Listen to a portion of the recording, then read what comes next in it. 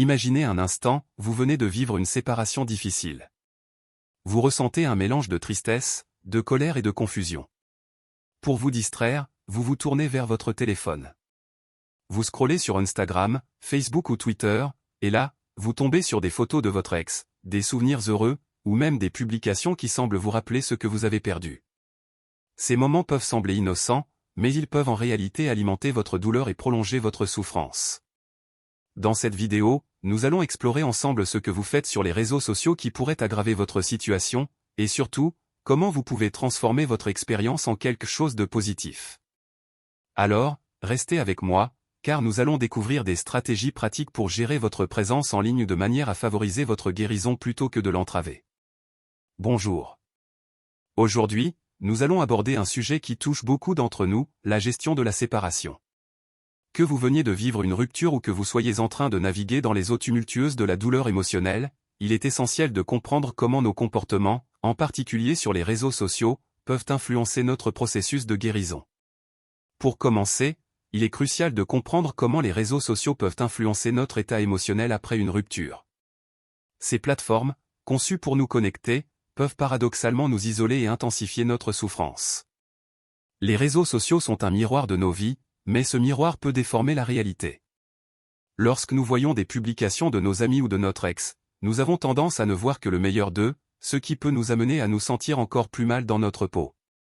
Ce phénomène, souvent appelé la comparaison sociale, peut créer un sentiment d'inadéquation et de tristesse. Après une rupture, il est courant de se livrer à des comportements tels que le stalking de l'ex-partenaire. Vous savez, ce moment où vous ne pouvez pas vous empêcher de vérifier leur profil, de voir qui ils fréquentent, ou de lire leurs publications. Ces actions, bien que compréhensibles, peuvent raviver des blessures et rendre la guérison encore plus difficile. En plus de cela, partager vos émotions sur les réseaux sociaux peut sembler cathartique, mais cela peut également attirer des réactions qui ne font qu'intensifier votre douleur. Les commentaires bien intentionnés de vos amis peuvent parfois vous rappeler ce que vous avez perdu, plutôt que de vous apporter du réconfort. Maintenant que nous avons compris comment les réseaux sociaux peuvent influencer nos émotions, il est temps d'explorer certains pièges courants à éviter pour ne pas aggraver notre douleur. L'un des plus grands pièges est la tendance à se comparer aux autres. Sur les réseaux sociaux, il est facile de voir des couples heureux, des amis en vacances, et des moments de joie qui semblent inaccessibles.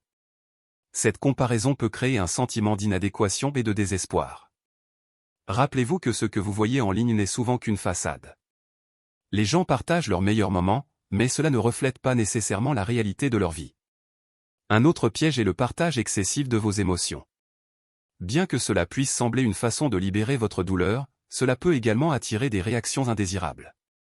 Les commentaires de soutien peuvent parfois se transformer en jugements ou en conseils non sollicités, ce qui peut aggraver votre état émotionnel. Il est important de trouver un équilibre et de choisir judicieusement ce que vous partagez. Enfin, suivre votre ex-partenaire sur les réseaux sociaux peut être l'une des décisions les plus nuisibles que vous puissiez prendre après une rupture. Chaque publication, chaque photo peut raviver des souvenirs douloureux et rendre la guérison encore plus difficile. Parfois, il est nécessaire de prendre du recul et de se désabonner ou de bloquer pour se donner l'espace nécessaire à la guérison. Avant de continuer, si le contenu vous plaît, pensez à mettre un gros pouce bleu et à vous abonner à la chaîne car nous abordons des sujets tout aussi captivants, et vous serez toujours notifié de nos publications.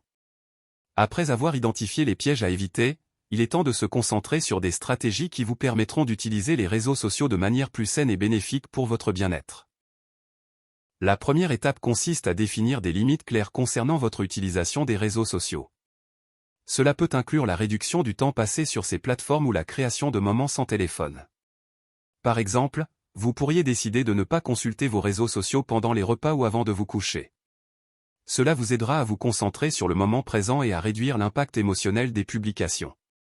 Ensuite, il est crucial de prendre des mesures actives pour protéger votre espace émotionnel.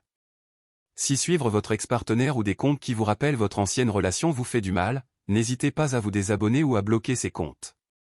Cela peut sembler difficile au début, mais c'est un acte de bienveillance envers vous-même qui favorisera votre guérison.